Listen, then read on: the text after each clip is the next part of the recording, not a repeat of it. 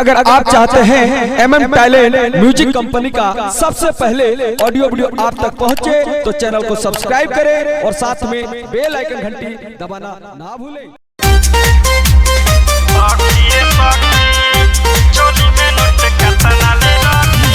Music by त्रिवेणी बाबू कुशवाहा।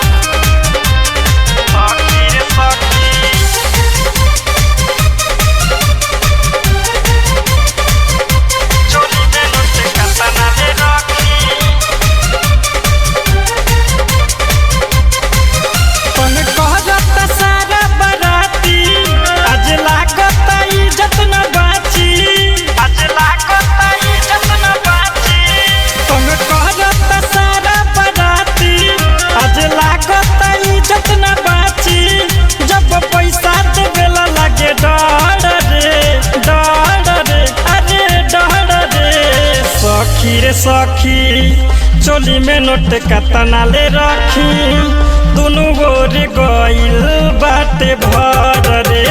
सखी रे सखी चोली में नोट कतना ले रखी दोनों गोर गइल बाटे भर रे। सखी रे सखी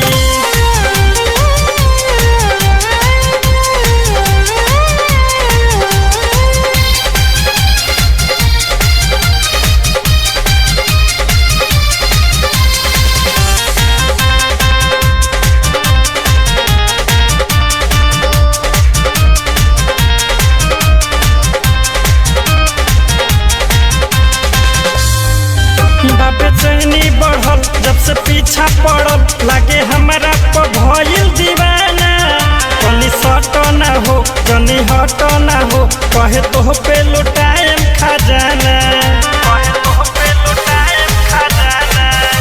बेचैनी बढ़ल जब से पीछा पड़ल लागे हमारा पर भइल दीवाना। कनी सट ना हो जनी हट ना हो कहे तो पे लुटाएम खजाना।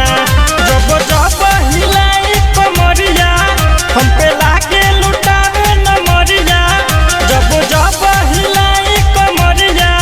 हम पे लागे लुटावे न मरिया हाथ छोड़े न लेला जब पकड़ रे पकड़ रे।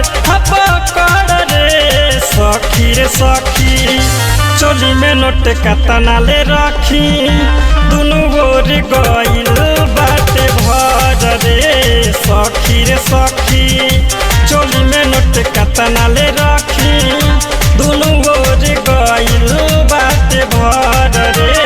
सखी रे सखी सखी रे सखी